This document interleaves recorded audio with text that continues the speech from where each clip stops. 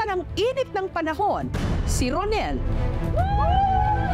nag-swimming kasama ang kanyang mga katrabaho sa beach sa Batangas. Nag-rides po kami sa Laia, Batangas. Pagkakain po namin, langoy na po kami. Pero ang kasiyahan, naudlot. Si Ronel kasi, Bigla ako nakapak ng parang sinulid na ang dami. Sobrang sakit. Ayan guys, mag-iingat kayo. akala ni Ronel nakaapak lang siya ng matalas na bato. Namanid na po yung paa ko. Hindi ko po talaga maapak. Sobrang sakit, parang may tumutusok. Pag-angat ko ng paa ko, dami na pong nakatusok. Kala ko po itim na kawit. Si Ronel kasi nakaapak pala ng matitinik na sea urchin o kung tawagin, tuyong. Yung tropa natin, nakaapak ng sea urchin. O yan, ang dami oh. Takot po ako nun. Baka mamaya nakakalason to. Baka bigla ako mamatay dun. Ang kanang paa ni Ronel napuruhan sa dami ng naiwang tinik. O yan, ang dami oh. Kita nyo? Kumbaga ito yung paa ko. Paikot po na ganyan. Kaliwa naman po, hindi liit lang po yung tinamaan. Ang mga tuyong o sea urchin, mga marine animal na napapalibutan ng mga tinik o spines na may poison glands, may taglay na lason. Makikita sila sa mga batuhan na medyo may lumot-lumot or coral reefs. Minsan, sa beach, Meron din itong tinatawag na complex dental apparatus na venomous nga o may dalang kamandag. Ang pinakamalalang pwedeng mangyari is a secondary infection. Pagka hindi nalinisan ng maayos yung sugat and may open wound doon, so may other bacteria that can enter the wound kung saan natusok. Yung iba kasi, infection nandun sa spine. May abscess na nabuo and nag-cause ito ng paralysis from the waist down. Ayan guys, mag-iingat kayo. Sina Ronel agad humingi ng saklolo. Pinatanong ko po agad sa mga taga doon kung nakakalason po. yung mga sea urchins ay merong venom or toxin doon sa kanilang mga spine. Pero hindi sila ganun katulad na as venomous, katulad sa mga cobra natin na kailangan mo pa ng antivenom. Gayunman, ang mga naiwang tinik ng tuyong sa kanyang mga paa, nagdudulot pa rin ng sakit. Parang gusto ko na nga po magpadala nun sa ospital. Hanggang may residenteng nagpayo sa kanila. Ano yun na agad yan ng kalamansi tsaka suka. Lalagyan natin suka. Ngayon oh. Sige, lagyan mo na pare. Talabas daw yan. Pinuhos lang po yun, lalo po sumakit eh. Ano mo, Nel? Nararamdaman mo? Wala naman po. Nung nakauwi, sunod nilang pinataka ng mga ito ng pinakuluang kalamansi. Ayun po yung mas effective sa paa ko. Pagkatagay po namin ng kalamansi, namumula na lang po yung paa ko. Hanggang ang mga naiwang tinik para raw umangat. Dami oh. Ayaw mo na. Silabasan po ng onte. Pero may mga tira-tira pa rin po para mga tuldok-tuldok. Mga ilang araw din po. Tsaka nawala po yung sakit ng paa ko. Vinegar and calamansi, meron silang antibacterial properties. Ang vinegar kasi, pinapanipis niya or dinidissolve niya yung mga spine or spike ng sea urchin para mas madali itong matanggal. Dami oh. Kung sina Ronel, paggamit ng suka at kalamansi ang naging first aid, may ilan namang naniniwala na ang mainam daw gawin sa tinik ng tuyong, buhusan ito ng ihi. Gaya ng ginawa ni Alexis nung nadali rin daw siya ng tuyong habang naliligo sa beach sa Pangasinan. Nag-swim po ako hanggang feeling ko lang parang tusok-tusok lang siya. Tapos parang nakita ko may dot-dot na itim po siya. Ayan o, may mga maliliit. Nung una, suka rin daw ang ipinanremedyo nila. Nabad na namin sa suka. Sabi ni ate, makukusa lang daw siyang matutunaw. Hanggang naisip nilang mag-anak na bubusan ito ng ihi na inirekomenda raw gawin ang kanyang tsuhing si Marvin. Hindi, pero mababaw lang. Edi gawin mo na yung sinabi nila para matunaw. Sakto, naihi siya. Nilagay ko sa baso. Then after that, binuhos namin sa paa niya. Okay, may nangyaring ihe. Ano mo, ganun mo. Ihi ni Active. Kaninong ihi yun? Parang mainit-init, parang makaambag din sa paglusaw nung sa sea urchin. Mas naiibsan po yung sakit unti-unti. Samantala, Si Marvin at ang kapatid niyang si Miss A na nasa outing din noon, natusok din ng tuyong nung araw ding yon. Ako naman yung nakaramdam sa paa ng something. Similar dun sa paa ng pamangkin ko. Alam ko may natapakan ako pero hindi masakit. Pag tinapak mo siya, may pain.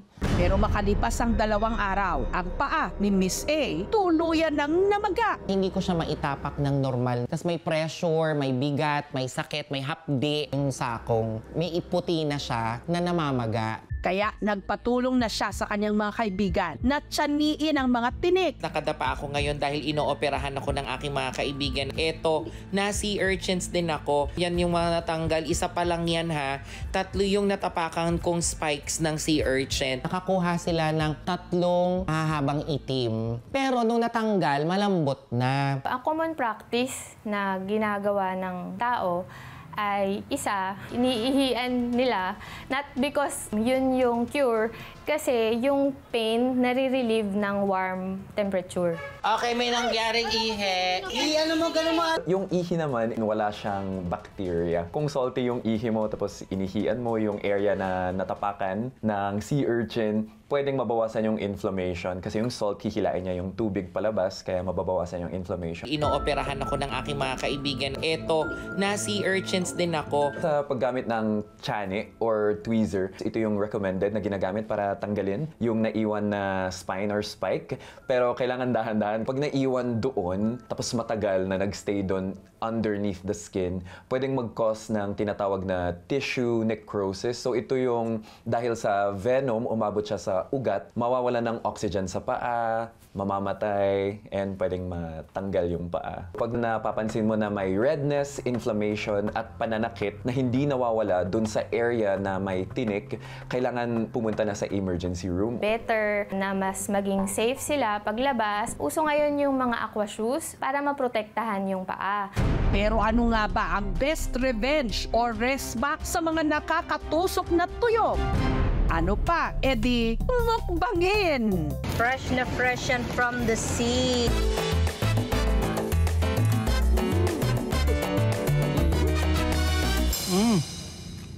Ang mga tuyom kasi, delicacy. Lalo na sa mga Hapon. Uni ang tawag nila rito. Isa sa mga mas mahal na sangkap sa kanilang sushi o sashimi.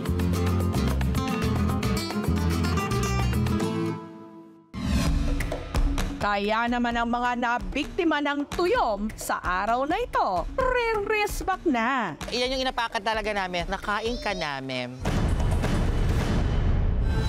Sa ginawa nilang style ng paghihiganti sa tuyong, gumaan daw lahat ng kanilang hinanakit at ang kanilang mga paa at tip-tip tuluyan ang nabunutan ng tinik. Dami yung... Pagpatak ng alas 8 ng umaga, nakalatag na ang tinda ni Perlita sa kanyang pwesto dito sa highway ng Bacarra sa Ilocos Norte. Nakakapatid uhaw sa unang tingin, lalo't nakasilid sa container ng samalamig. Pero ang tinda ni Perlita, hindi iniinom kundi pinapapak. Binabalikan dito. Masarap talaga.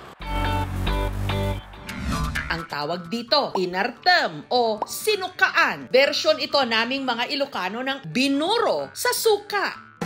Iba't ibang prutas ang ginagawang inartem ni Perlita. Pero ang pinakamabenta raw sa mga gawa niya, ang inartem na balayang. Isang klase ng saging na tumutubo sa kanilang bayan. Andito tayo sa sagingan. Kukuha ako ng balayang para sa inartem.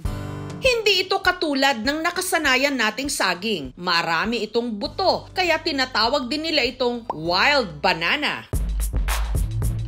Ito ang hinahanap kong saging. Hindi pa hinog, mura pa.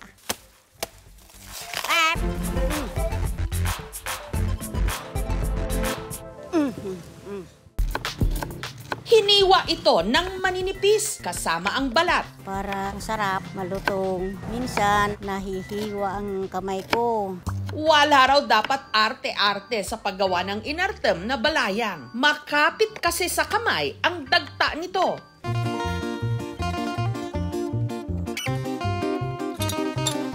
Hinugasan ito ni Perlita at saka ibinabad sa tubig sa loob ng 3 araw. Araw-araw kong papalitan yung tubig. Pagkatapos, nagpainit na siya ng sukang Iloco. At saka dito nilusaw ang asukal. Pagkatapos lagyan ng suka, iimbak ng 3 araw. After 3 days, pwede na. Matapos ang halos 1 linggo, pwede nang ibenta ang inartem na balayang ni Perlita. 25 pesos kada baso. May konting pungency, tapos mas intense yung flavor niya. Malutong. Bukod sa banana siya na sobrang dami ng buto, andyan pa yung balat ng banana. Mahirap na makatsyempo ng mga nagagawa nito. Maasim-asim po na masarap. First time ko po makakain. Masarap ng pulutan sa hapon eh. Alam ko yung lasa ito. Malalasahan mo yung suwang Ilocos. Pwede siya parang panggalumay. Ang kita ni Perlita, ipinambibili raw niya ng kanyang gamot na pang-maintenance. Kasi may sakit ako ng diabetes, high blood, cholesterol. Sa hilera ng mga stall na ito sa bayan naman ng Kabugao sa Ilocos Sur, ikaw ang malilito at mahihilo sa dami ng nakahilerang itinitindang inartem. Pero sa higpit ng kompetisyon, hindi ba sila nagkakaasiman? Kung minsan may agawan naman ng customer, may friendly competition naman. Kung walang tinda yung isa, kumukuha ko po doon para yung mga customer ko bibili sa akin. At least sa ganun na kakabenta din siya. Basta ang tindera ng inartem na si Gay, confident na ang kanyang pambatong inartem, lalaban sa pasarapan. Ang kanyang tinda, inartem na karmay o karamay. Sa Ingles, gooseberry fruit. Ang itsura nito, parang maliliit na kamatis. At ang lasa, parang kamyas. Asim! Ang supply ng karamay o karmay ni Gay, fresh. Galing lang sa kanilang bakuran. Namumunga po yung karamay namin pag summer. Mas tipid sa puhunan. Pipitasin mo na lang. Hindi ka na mag-o-order sa iba. Sa pag-harvest ng karmay o karamay, ito po yung kumot na itatali natin sa pagsalo ng bunga ng karamay. Nagtali muna ng kumot si Gay habang ang kanyang mister na si Joy ang tigasungkit ng bunga. Tatanggalan po natin ng tangkay at dahon, isa-isa po. Pagkatapos ay itatransfer natin dito. Ang mga nahaharvest ng mag-asawa, diretsong ibinabad sa suka. Mas mainam din daw kung sukang Iloco ang gamit sa pag-iinartem. Pag sukang puti, masyado siyang maasim. Parang maluluto yung karamay. Pag sa sukang Ilocos, makokontrol niya. Ang teknik na ito, natutunan ni Gay sa kanyang biyanan. Ito yung pwesto po nila dati. Nung nag-stop na po silang magbenta, kami ng mag-asawa ang sumunod na nagbenta po. Kinabukasan, pinalitan ni Gay ang pinagbabarang suka. Pwede na pong ibenta. Mula 30 hanggang 150 pesos, depende sa size ng container. Mas masarap kung isasawsaw sa asin. Maasim-asim, tapos nagpapasarap yung sukang Iloco. Yung asim parang manggang hilaw, tsaka kamyas. Para siyang mansanas na malutong, green apple parang ganun. Maasim siya, parang kamyas na may buto. Alam mo, bagay ito sa paksiw ng isda. Kung dati, maasim daw ang buhay nilang mag-asawa. Mahirap talaga, sir. Imagine, sir, na kung minsan wala kaming ulam, sir. Kaya napag-isipan naming mag-asawa na magbenta na lang.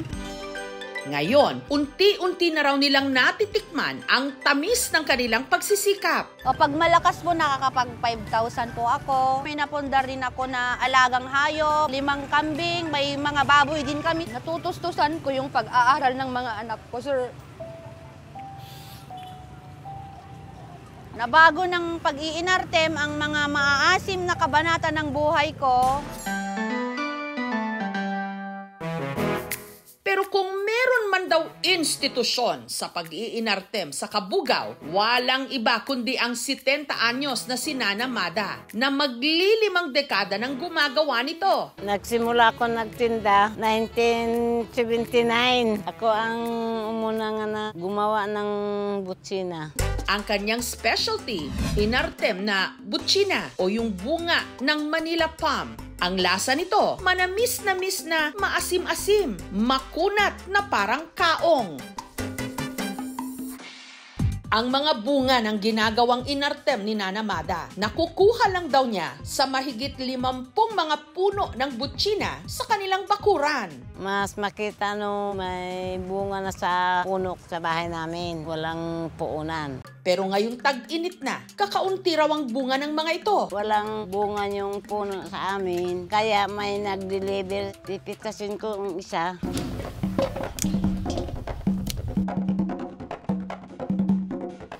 Gamit ang kahoy, pinupukpok ni Nana Mada ang mga bunga. Dapat maingat pagpukpok parang madi masira ang laman. Minsan napupukpok ang kamay ko. Ngayon napukpok na.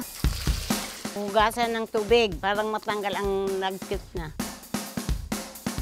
Ngayon isa-isa natin ang balatan.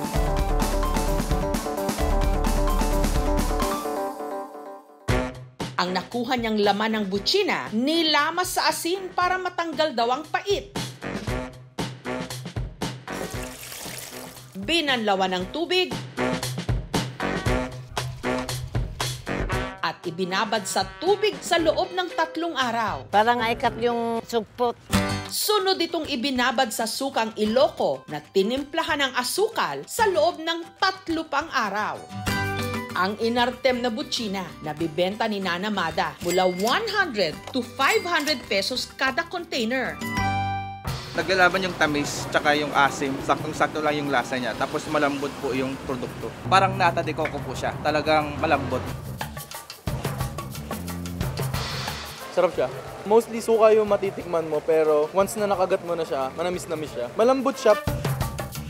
Sarap, pero maasim. Dahil daw sa inartem, napag-aral ni Nana Mada ang kanyang mga anak at 2 sa mga ito, nurse na ngayon sa London. 2 bisis ako nga nakapunta sa London pero gusto ko dito nga magtinda ng inartem. Before the coming of the Spaniards, yung lupa po kasi ng Ilocos at that time was very dry. Kailangan pong gumawa ng paraan para mapatagal yung buhay ng kanilang mga kinakain. One way to preserve them is through this inartem. Ito ay nasimulan ng kanilang nanay. Then chances are, napapasa po ito sa mga anak. Sa mga biyaheng norte dyan ngayong tag-init, huwag nang mag-inarte. Tikman ang mga ipinagmamalaki naming inartem na imas.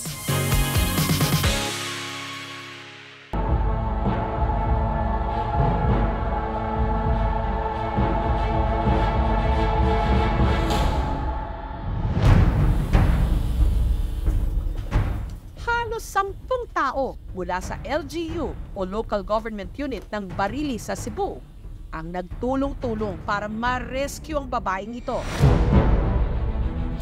Na ang tiyan parang puputok na sa laki. Sobra ng laki ng kanyang tiyan. Parang 150 to 180 kilos yung bigat. Siya ang 57 anyos na itago natin sa pangalang Eva. Relax ra jud ta. Dili sa lagi. Ilang sandali pa, nagpasya na silang buhatin si Eva.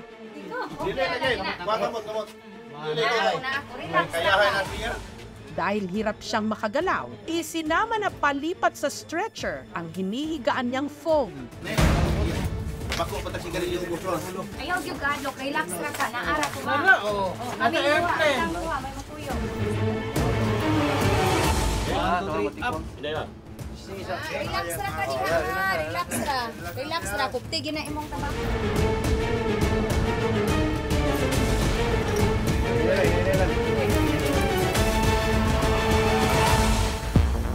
Sunod siyang pinagtulungang buhatin pababa ng burol para ihatid sa ibaba kung saan naghihintay ang ambulansya.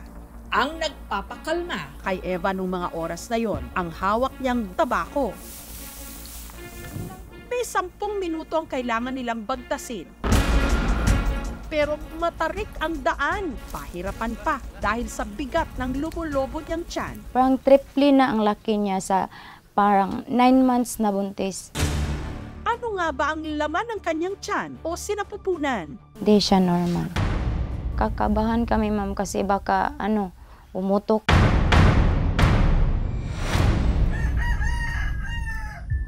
Ilang araw bago pinagtulungang dalhin si Eva, dito sa bahay ng kapatid niyang si Norma siya nakikitira. Lumobo man ang kanyang tiyan, kapansing-pansing nangangayayat naman ang kanyang mga braso't binti. Tiyan lang ang lumalaki, tapos mga binte, yung mga braso, parang malnourished na. Si Eva, madalas ding walang imik. May kamag-anak tatanungin na, kilala mo ba to? Sabi niya, kilala ko. May pagkaulyanin na rin daw ito. May mga bagay lang na parang nakalimutan niya. Sa kusina madalas magpalipas ng oras si Eva. Anak gid siya matug kay di siya ganahan diri sa taas kay maglisod siya. Tumindig siya, mag-ihi. Pag umihi siya, hindi na siya pumunta ng CR. Doon na lang sa tabi na malapit lang doon sa kanyang higaan. Sa kabila ng mabigat niyang dinadala, kaya pa rin naman daw ni Eva na alagaan ang sarili. Di siya patulong. Ubangon na siya iya, ma'am. Ang nagpapakalma kay Eva, tabako. Pila ng tabako? Hindi lang mong tabako?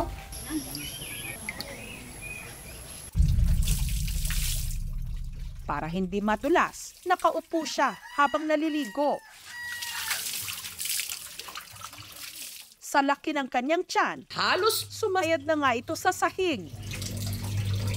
Hindi man siya nagsasalita na masakit. Siya rin ang naglalaba ng kanyang mga damit. Ito po yung ma'am, nagawa niyang pads para doon tumagos ang kanyang dugo. Araw-araw po itong nangyayari, ma'am. 57 na siya ngayon, pero dinudugo pa rin siya. Hindi siya normal. Para hindi siya matumba kapag nagbibihis, si Eva, matindi ang kapit sa kahoy. Maluluwang na damit lang din ang kanyang isinusuot para mas komportable.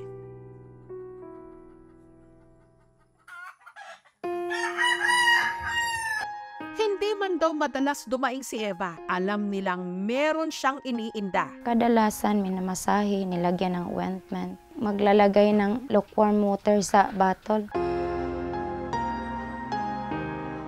Kapag natutulog, inaangat ni Eva ang kanyang mga braso. Nakabaluktot naman ang kanyang mga binti.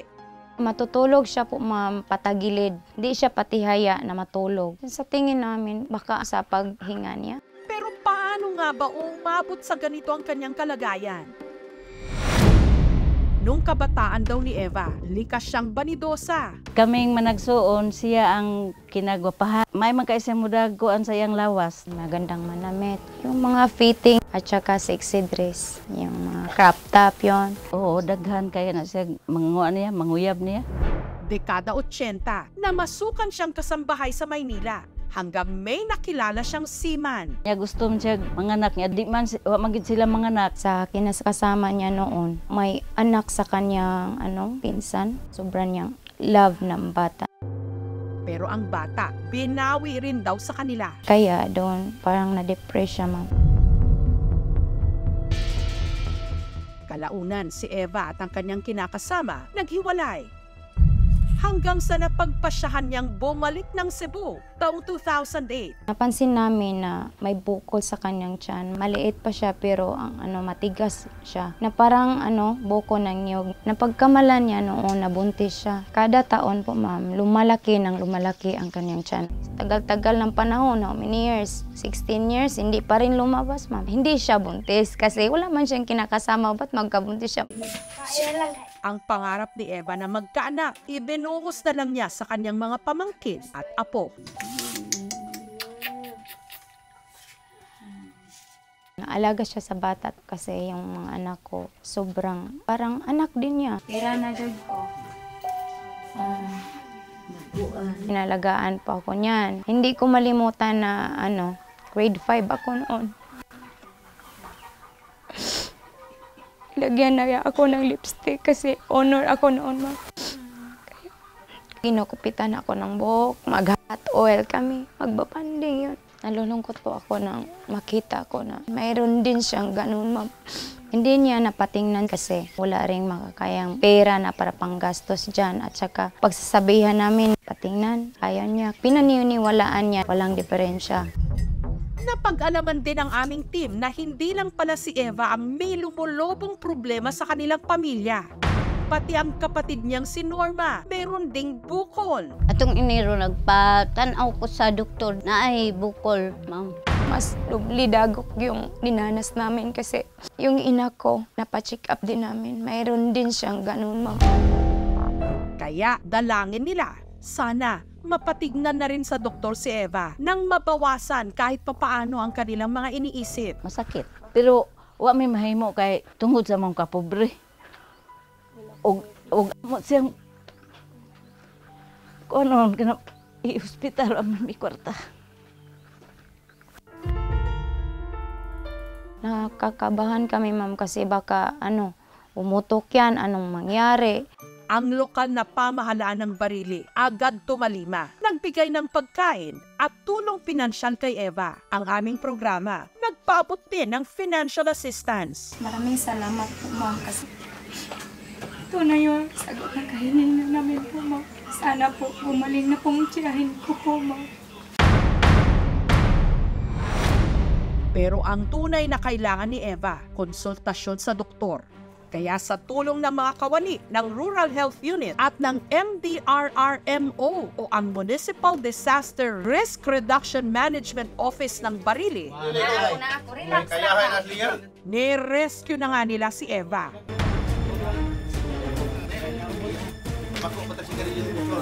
Ayaw yung gano, relax na ka, naarap mo. Kami airplane.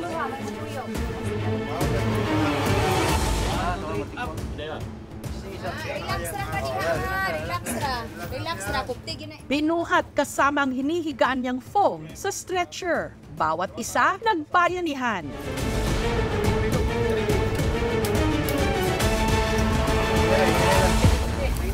Pero dahil sa bigat ng kanyang tiyan at sela ng kanyang pangangatawan, idagdag pa ang tarik at sukal ng daan. Si Eva nahirapang madala sa ospital.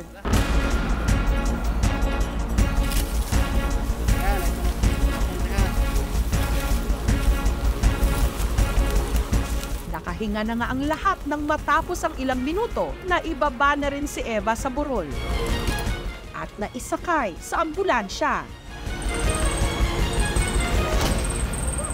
Mula bayan ng Barili, may 1 oras siyang ibinahe papuntang Cebu Provincial Hospital sa bayan ng Balangban kung saan siya titignan ng mga espesyalista sa kauna-unahang pagkakataon. Ipina-CT scan siya. Sumailalim din sa pelvic at abdomen ultrasound. Ang laman ng tiyan ni Eva, tubig.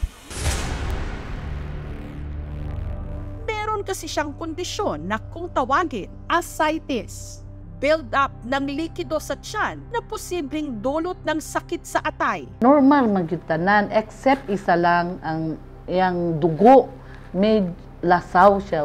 So mo nagitawag nato na anemia. Napag-alaman din na si Eva may ovarian mass. May tumubo sa kanyang ovaryo na pinangangambahang malignant o cancerous.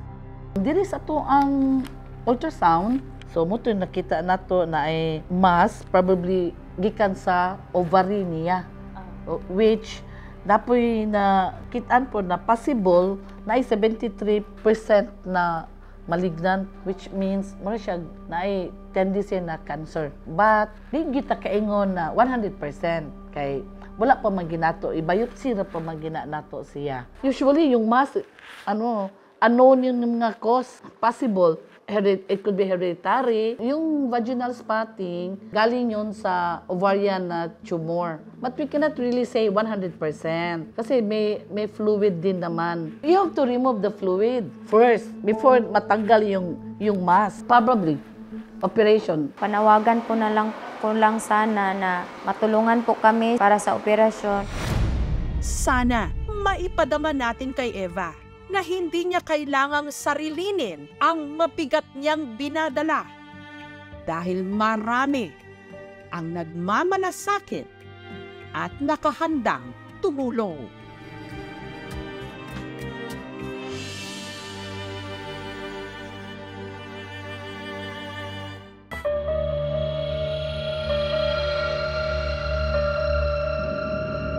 Sa kadiliman, mas madaling malamsi ang ating imahinasyon at isipan.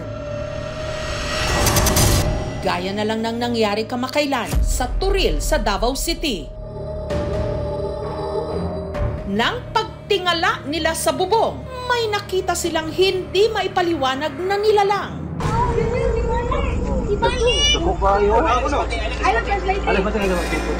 Isang itim. Malaki. Na parang anino.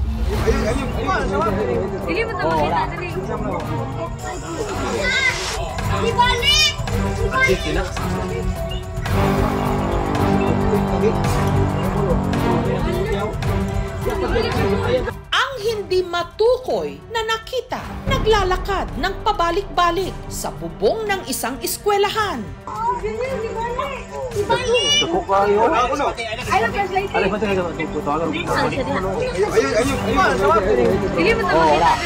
Hindi pa man nila naaninag kung ano talaga ito.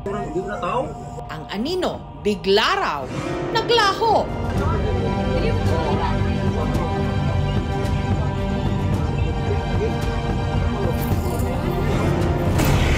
Dili normal nga tao. Nagalutaw siya, mura siya guwak-guwak. Isang katakatakang pangyayari na naman ang ating susuriin at iimbestigahan. Ibalik! Nakalimbawt yung balaybo. Hindi na tao?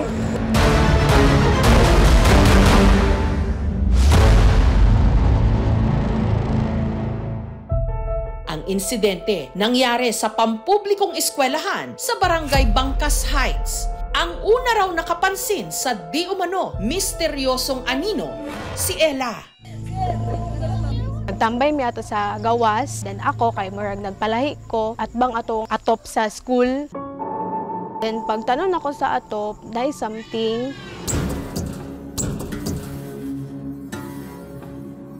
all black siya. Nung una, akala raw ni Ella, tao lang ito na nagpapalipas oras sa bubungan. Naglingkod lang siya ato, tapos naglihok na siya ato nga time batog nakaingon mi nga ay tao ni ay ginahuna namo di ay sa akong mga friends nga basig depressed, nagpahangin lang.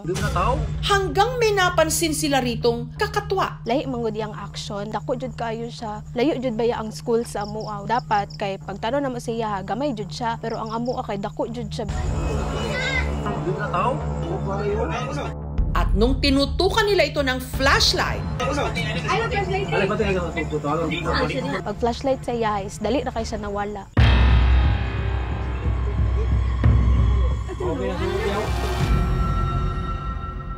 ang video ng di umano misteryosong anino mabilis na kumalat online. Kanya-kanya tuloy teorya ang mga nakakita.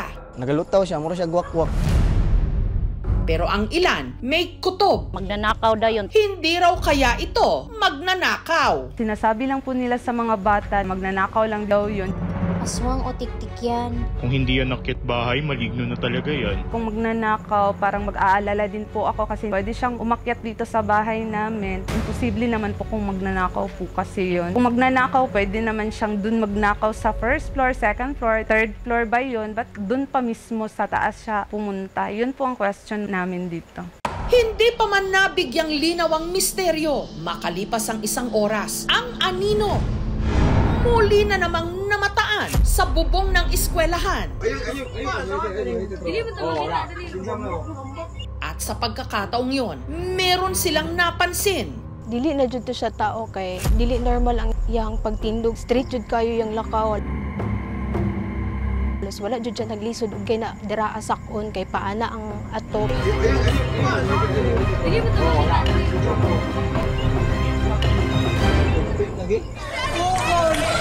Hanggang rumisponde na ang barangay. Yung pamangkin ko po, siya ang nakabidyo. Tapos tinawagan ko niya. Tapos nag-rescue kami. Pinaikutan namin yung eskwelahan. First floor hanggang nagdating kami doon sa rooftop. Kung tao lang to, maglisod jud to, nagkamanggan itong tanod. Duda jud nako, dili jud to siya tao. May maabutan nga ba ang mga rumisponding tanod sa rooftop? Pinuntahan namin.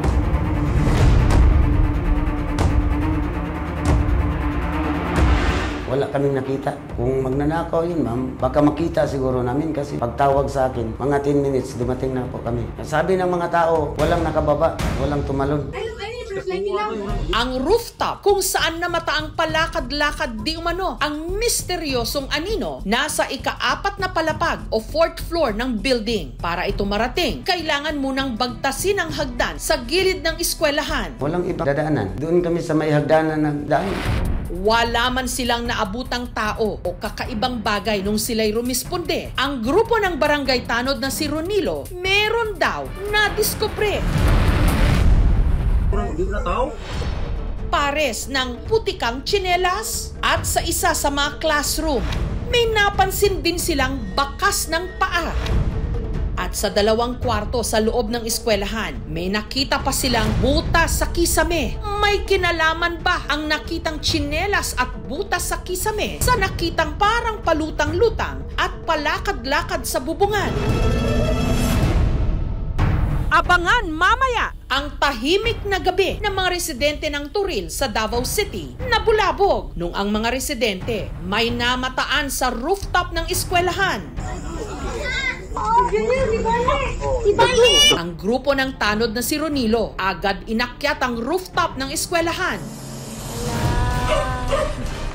Kung magnanakaw yun, ma'am, baka makita siguro namin kasi pagtawag sa akin, mga 10 minutes, dumating na po kami. Sabi ng mga tao, walang nakababa, walang tumalon. Dito na nga nila nakita ang pares ng putikang tsinelas. Kanino kaya ang nakitang tsinelas? Hindi mo na tao?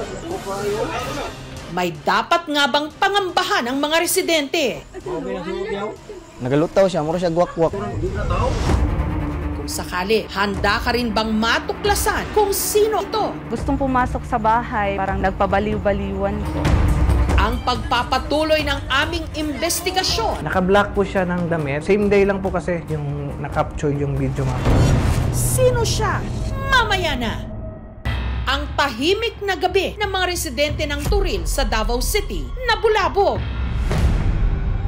Nung ang mga residente may namataan sa rooftop ng eskwelahan. Hindi mo na tao? Nagalutaw siya, mura siya guwak-guwak. Magnanakaw daw yun. Para maliwanagan ng mga residente, ang grupo ng tanod na si Ronilo agad inakyat ang rooftop ng eskwelahan. Kung magnanakaw yun, ma'am, baka makita siguro namin kasi pagtawag sa akin, mga 10 minutes, dumating na po kami. Sabi ng mga tao, walang nakababa, walang tumalon.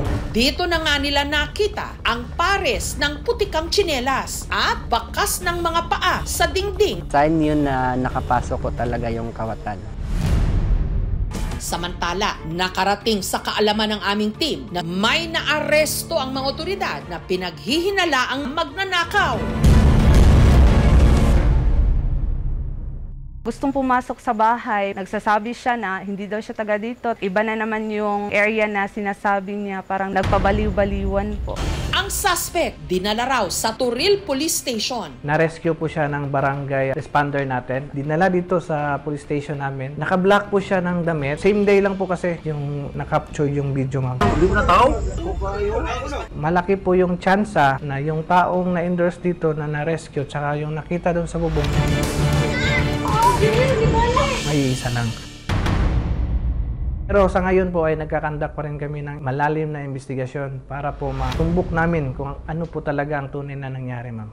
Yung lalaki ngayon? Pagkatapos po namin siya na una ng mga vital information, pinauwi po namin siya kasi wala namang complainant. Kaya po wala po kaming ground na i-detain siya dito. Meron po siyang tsinelas na suot. Hindi po siya confirm. Wala po rin ng mga witness na nagsasabing yung tao na na-rescue at saka yung taong allegedly na nakita sa bubong ay iisa. Samantala, duda ni Ronilo na magnanakaw ang nakitang naglalakad-lakad sa bubungan. Lalo't wala naman daw gamit na nawala. Inakyat namin yung kisame kasi may butas, tiningnan namin tapos wala po kaming nakita. Yung tsinelas, parang sa estudyante siguro yon.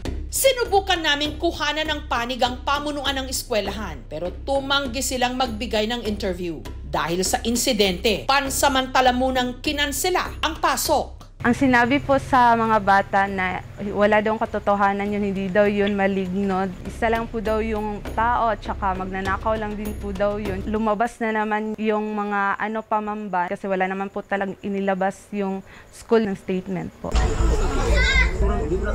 Hindi siya edited. Malaking factor yung yung focal length ng mga lens, lalo't camera phone siya. Mas mukha siyang lumalaki yung tao compared do sa environment. Yung lightings din, dahil kung makikita nyo is yung halos silhouette na siya, natatakpan siya ng bubong. So, lalong na-emphasize yung mukha siyang malaki. Definitely tao yan. Na-assign sa area nga walay mga suga. Then mag-rubing sila sa every puro. Dapat dili ta mahadlok. So kung naay something inaana na panghitabo, dangop dayon kamo sa barangay hall. Rest assured po, we will do our part, ma'am, para po ma-prevent ang mga same cases na ganito po.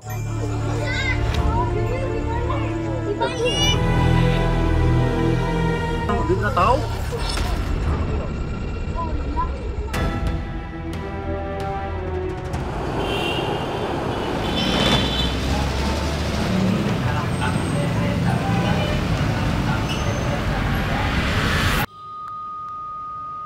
Ilang segundo nga lang nang nakabibinging katahimikan, nababahala ka na. Paano pa kaya kung ganito talaga katahimik ang iyong mundo? Sa ganito umiinog ang araw-araw na buhay ng 15 anyos na si Gian. Si Gian kasi pipit bingi. Pinagdasal namin na sana maghimala na dumating yung panahon na makarinig siya. Pero ang dasal ng kanyang ina na si Edna, tila dininig ng langit nung si Gian, kanila raw, tinahilot.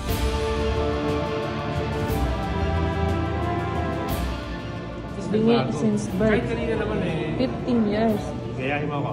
A, E, I.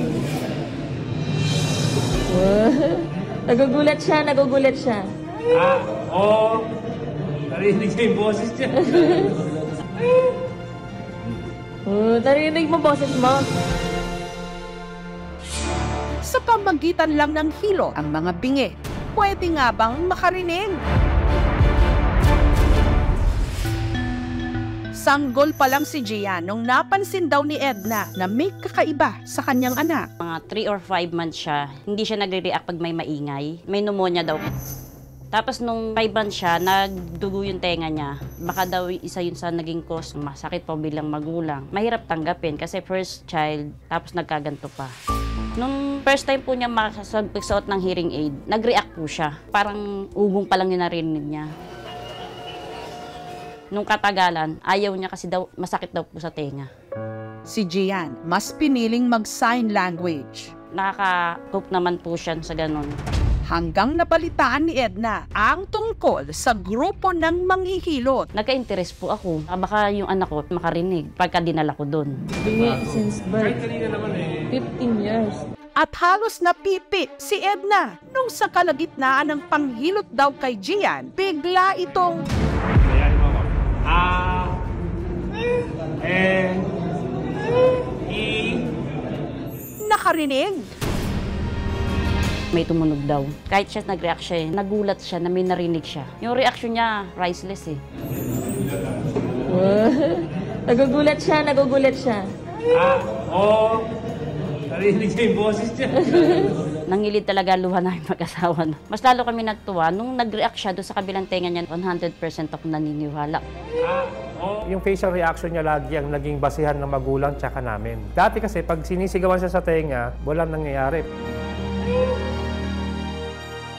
Si Philip, isa lang sa 25 manghihilot ng isang healing alternative group na itinatag nina Joseph, Johnson at Mariano, ang Hilot Biomechanics. Hindi lang muscles ang inaayos natin, yung mechanics of movement.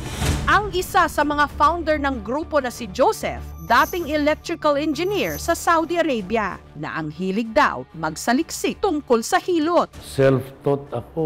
I do corrections on myself bago ko i-apply sa ibang tao. Kalaunan, dinala niya ang istilong ito ng panghihilot sa Pilipinas, kung saan naging kliyente niya sina Johnson at Mariano. Sige, subukan nga namin. Saka namin nakikita kung ano yung mga kaya niyang gawin. Hanggang sina Johnson at Mariano, pinag-aralan na rin ang estilo ng paggagamot ni Joseph. Nanonood kami kay engineer, tinatanong namin siya through observation. Mga 5 years bago kami umawak talaga ng mga kliyente.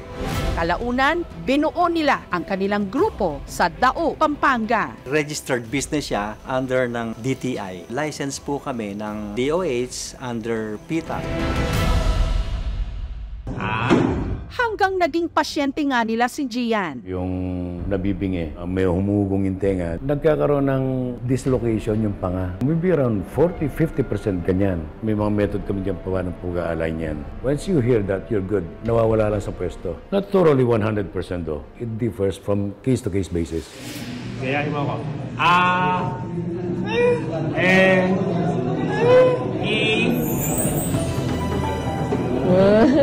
Nagugulat siya. Narinig niya yung boses niya. So, naka-3 sessions ako dun sa bata. Unang beses makarinig ng bata ng patak ng ulan. Kaya awa naman ng Diyos, nung pangatlo, nakarinig. Narinig niya yung boses niya. Ngayon, nakakarinig na ako, nakaka-communicate na ako. Nag-umpisa kami ng libre. Tumanggap na rin kami ng payment later on. Until the time, sinabi namin, kailangan namin magbuwis. Ang ibinabayad sa kanila mula 1,500 to 3,500 pesos kada session. 2007. Dito po narinig nyo? Oo, naririnig ko na. Dito? Kanina wala? Wala kanina. At bilang patunay na hindi sila nambobotol, meron silang no hear, no pay policy. Wala talaga siya dati? Wala. Isa pa sa kanilang pasyente, ang tiga-antipolo na si Marie Joy, na halos nawala raw ang pandinig matapos operahan ang bukol na tumubo sa kanyang mukha noong siya'y 18 anyos. Nabuhay po ako pero ang kapalit naman pala nun pagkawala ng pandinig ko. Kaya si Marie Joy nahirapang makapaghanap buhay. Pabili! Pabili! Ay, may bumibili! Ay! Kung ano man ang gusto nilang ibilhin, kasi nahirapan talaga ang asawa ko pagkikipag-communicate siya o bibilhin nila, so pinapasulat ko na lang.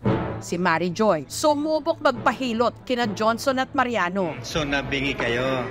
Simula po noon, at matapos siyang hilutin.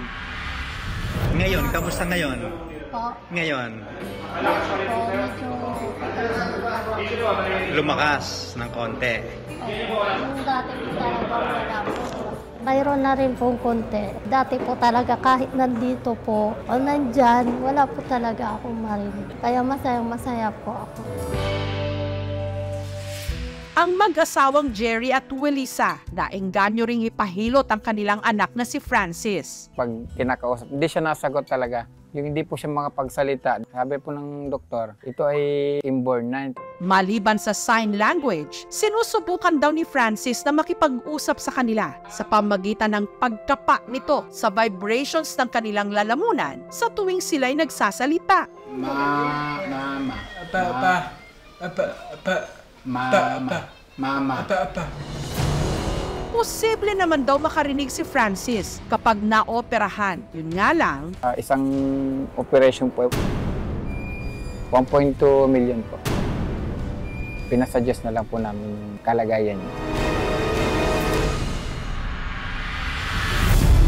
nung nagkaroon ng sesyon ng grupo sa Silang sa Cavite, sina Welisa at Jerry ipinahilot na si Francis. Madidinig kaya ang dalangin ng mag-asawa na makakarinig ang kanilang anak? Maya-maya lang ang bata nilagyan ng timba sa ulo at pinasigaw. Kailangan mag-exercise siya sa pamamagitan ng pagsigaw. Minasamasahe ang mga tenga ng binata. Hanggang si Francis, tila may narinig daw na tunog. Papa. Papa. Pa. Tatlo yun. Pa.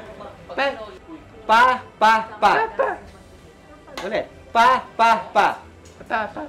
So lahat ng sinasabi ko sa kanya, lahat nasusundan naman niya eh. Ibig sabihin, naririnig niya yun. Parang imposible pero gusto kong maniwala talaga. Makarinig na talaga siya kahit paunti-unti.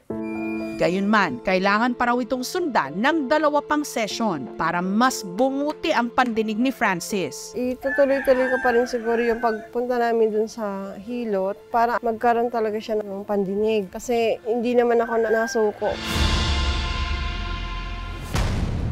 Para mabigyang linaw kung totoo nga bang nagkaroon ng pagbabago sa pandinig ang mga pasyente ni na Joseph, sina Francis at Gian, ipinakonsulta namin sa doktor. May mga degrees kasi siya. So merong mild, may moderate, may severe. Yung pinakamababa kasi yung profound. Ano po yung condition ni Gian? Lumabas dun sa kanyang hearing test, meron siyang profound hearing loss. Si Francis, lumabas profound hearing loss sa parehong tenga. Bihira kasi na reversible pag profound hearing loss. Pero posible nga bang makarinig ang bingi sa pamamagitan lang ng paghilot? Yung ginagawang hilot, based doon sa nakita ko, lahat external eh. Malayo siya doon sa kung nasan yung organ of balance. So I don't think magiging effective siya to restore hearing because yung area involved sa hearing nandun sa inner ear which is located malapit sa brain.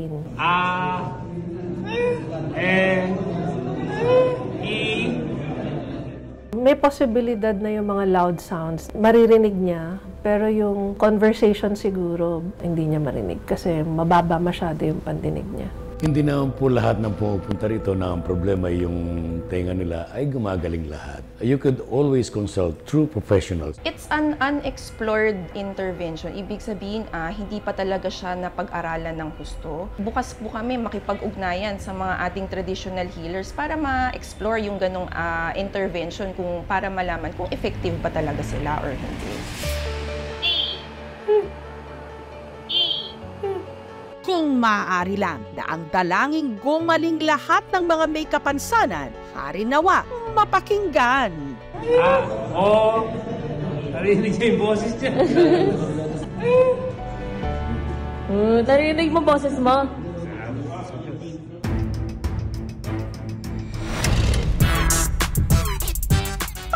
Mo bang magkakotse? Paano kung sabihin namin na ang brand new car na ito pwedeng mapasayo ng libre? Kailangan lang hawakan ang kotseng ito at ang pinakahuling bibitaw ang mag-uuwi ng brand new car. Ito ang highlight ng katatapos lang na Barako Fest 2024 na ginanap sa Lipa City sa Batangas, ang Last to Take Hands Off Challenge. Let's think of something na pwede natin gawin para masaya naman. Isa sa activities na I think nag-viral ngayon is the Last to Take Hands Off Challenge. Isa sa mga hindi umatras sa hamon ang 22 anyos na criminology student na si Gerson. Na-excite din ako kasi sa mga raffle na sinasalihan ko, hindi naman ako pinapalad. Napasama yung pangalan ko, so sabi ko, go na. Ang aabante naman para sa mga babae, ang mighty momshi ng Lipa City, ang 37 anyos na si Brenda. Sabi po nung bunso ko, Mama, sumali ka na doon, kaya mo yan, kayang-kaya. Malay mo, magkameron tayo ng bagong sasakyan. Natulog ako ng maaga kasi expected ko nga na magtatagal yung challenge niya. Wala po akong paghahanda noon. March 14 ng hapon, dumating sa venue ang inaasam-asam ng lahat, ang brand new SUV na nagkakahalaga ng 1.8 million pesos. Nakadikit dito ang hand stickers na may numero kung saan ipapatong ng contestants ang kanilang mga kamay. Hindi namin sila pinwesto kung saan nila gusto. That's why the game is fair kasi kung ano nabunot mong numero, dun mo talaga ilalagay yung kamay mo. Si Gerson, number 12 ang nabunot at nakapwesto sa headlights ng kotse. Si Brenda naman, contestant number 6 at nasa may bandang kaliwa. Nakikita ko sa kanila na matatag din sila. Talagang parang ipupurso din nila yung laban. Natakot po ako, lalaki nila eh. Puro lalaki pa po. Sabi ko, kaya ko kayang patumbahin mga to. Maya-maya pa, pinahawak na ang mga kalahok sa kotse at sinimulan na ang walang bitawan. 3, 2, 1, ng oras ng challenge, sisiw pa. Sabi ko, kakayanin ko to. Sobrang nakakangawi po, nakakamanhid po. Tapos ako po'y pasmado pa, nadulas po yung kamay ko. Sobra pong mamawis yung kamay ko Pero makalipas ang 6 na oras, bakas na ang pangangawit ng iba. May mga napapaupo na at napapayuko. Every 6 hours na nakatayo kami doon, nakahawak. Bibigyan nila kami ng 5 minutes break.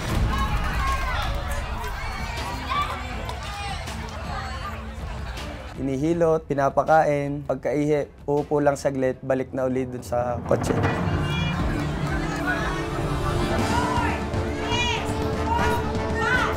Ang ginagawa ko na nga lang po na kinakagat ko yung kamay ko, kinukurot-kurot ko yung sarili ko para mawala yung antok ko. Tao, kahit hindi ang gumagalaw, pag nakatayo, nakakontract yung kanilang mga muscle. Kung masyadong matagal, katulad ng ganyan, 24 hours, 2 days na sila nakatayo, hindi gumagalaw, napapagod talaga yung muscles, dehydration, kaya pwede rin bumagsak ang electrolytes, sodium, potassium. Naka-standby yung mga partner hospitals namin, partner din namin yung Red Cross. 24/7 din sila binabantayan doon. Alas 3 na ng madaling araw, pero matira-matibay pa rin ang labanan. Mula 4 na po, 25 na lang ang natira. Nung unang gabi, ang nagpahirap doon yung panahon. Siyempre, lumalamig na. Bawal din kami mag-jacket. Naisip ko na kakayanin ko kaya to. Pag pikit ko, napahimbing ng konti yung tulog ko. Muntik na matanggal yung kamay ko dun sa sasakyan. Buti na lang, parang nagitla ako. Kumakapit na lang daw si Gerson sa higpit ng suporta ng kanyang pamilya na nung mga sandaling yon, naroon at nagbibigay ng moral support. Bilang isang ina, hindi ko maiwasang mapaiyak na nakatalikod kasi nakikita ko kung ano yung hirap ng anak ko. Sabi ko nga lang kung pwede lang tapusin na kagad eh. Andiyan yung tatanungin mo, hindi ka ba napapadumi? Okay ka lang ba? Hindi ka ba inaantok? Once na chinicheer nila ako, mas ginaganahan para matapos yung challenge na yun. Bata pa lang daw si Gerson. Pangarap niya nang magkaroon ng sariling sasakyan. Ang kanyang tatay, 4 na dekada ng on-call driver o arawan sa pagmamaneho. Depende kung may magpapadrive sa kanya. Pero kailanman, hindi raw nito nakayanang bumili ng sariling kotse. Nagko-commute lang kami. Never ma-afford kasi kulang pa sa pagpapaaral at mga pangangailangan namin yung kita. 24 oras na ang lumipas, pero sina Gerson at Brenda hindi pa rin bumibitaw sa kanilang dream car. Sa 20 natitira, 18 ho ang lalaki, 2 ho ang babae. Si Brenda, napapayuko na at napapahawak sa kanyang tuhod. Nasasakit na po ang katawan ko nun, pati puso ko po nun, parang sumakit na kasi kakapigil ko po ng ihi. Parang hindi ko na kaya kasi namagana yung kamay ko. Pero naisip ko naman, sayang naman kung wala akong maiuwi kahit ano.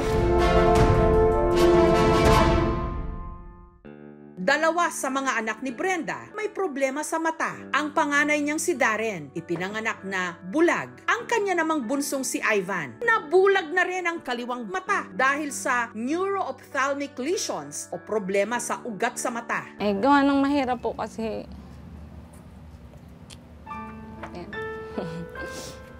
kasi sapat na po sa amin yung panganay ko eh. Parang hindi na po namin kakayanin kung mawawala uli ang paningin ng bunso ko. Okay na po yung isa eh, pero yung manadagdagan po uli ng isa, mahirap na po eh. Darating at darating din daw po ang araw, mawawala din daw yung paningin ng isa. Kaya mahirap po, siyempre. Siyempre po, kung ako ay mananalo, nabibenta ko yung sasakyan, may mapampagamot kami. Kaya ako laging malakas doon kasi naiisip ko yung mga anak ko. Sa paglipas ng mga oras, pahirap na ng pahirap ang sitwasyon ng contestants. Ay, umayaw na. Yan, may isa. Lapit tayo doon. May umayaw ng isa. Palakpakan po natin. Idol. Ayan. Umayaw na si Idol. Number 30. Lakos ah. Ayan, umayaw na. Hanggang ang natira na lang, 5. Kasama pa rin sina Gerson at Brenda. Mas lalong lumalakas yung loob ko kasi kumukunti na yung kakompetensya ko. Sabi ko pang ilang kaya ako sa 5 ito? Sa pagkakataong ito, ang mga organizer, nilagyan na ng twist ang challenge.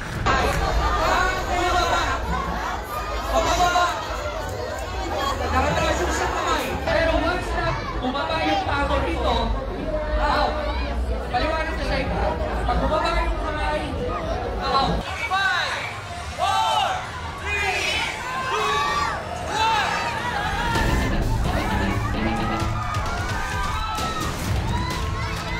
Dito na napabitaw ang 3 pang kalahok, kaya ang natira na lang na maglalaban para sa brand new car sina Gerson at Brenda.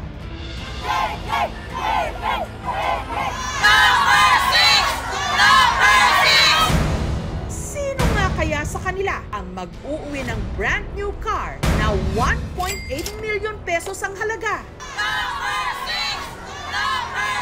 Sabi ko, nandun na kami eh. Kakayanin ko na ito kung hanggang saan yung kaya ko.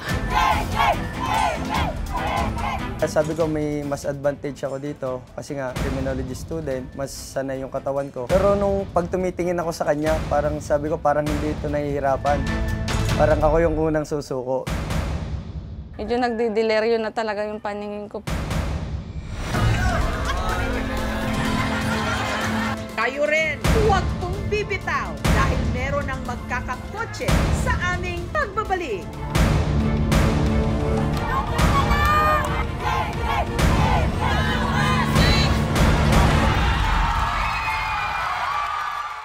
Sa ikatlong gabi ng Last to Take Hands Off Challenge, ang natitira na lang sina Gerson at Brenda. Ang huling bibitaw sa kanila sa kotse ang mag-uuwi ng brand new car na nagkakahalaga ng 1.8 million pesos. Sabi ko, nandun na kami eh. Kakayanin ko na ito kung hanggang saan yung kaya. Mas ginanahan ako, nagporsige ako para makamit yung tagumpay. Dahil sa twist na idinagdag ng mga organizer, mas lalong humirap ang challenge. 5, 4, 3,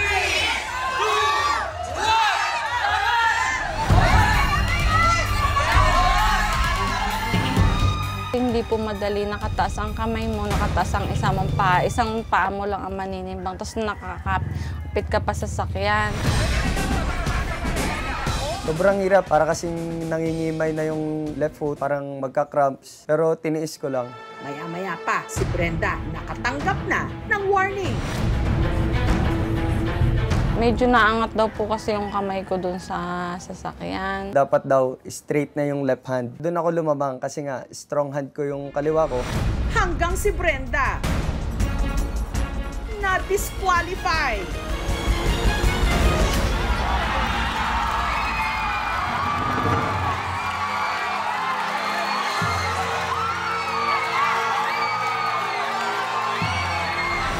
Ang nanalo ng brand new car, si Gerson. So may konting kakulitan din tong content creator, kaya naitaas niya yung kamay ng isang ating player. Hindi namin pwedeng i-disqualify kasi yung player, kasi nga hindi naman talaga niya kasalanan. So walang pandarayang naganap. As in, nawala yung pagod. Hindi na ako nakaramdam ng gutom, ng antok. Basta humingi lang ako ng tubig, okay na. Last man standing challenge ay walang iba kundi si John Gerson Gonzalez. Ayan! Congratulations! Palakpakan naman natin! Nakita ko yung aking ina na sobrang saya nila. Tuwang-tuwa din ako nung time na yun.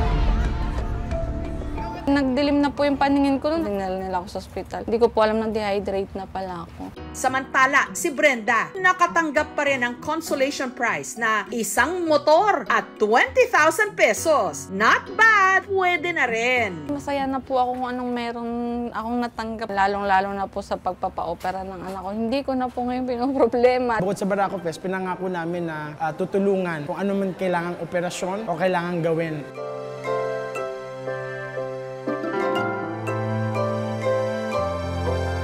May mga lakad kaming malayo, babakasyon, siguro magagamit na namin yun ng sama-sama. Sa anumang sitwasyon, sa pag-abot ng ating mga pangarap, walang bibitaw. Always eye on the prize.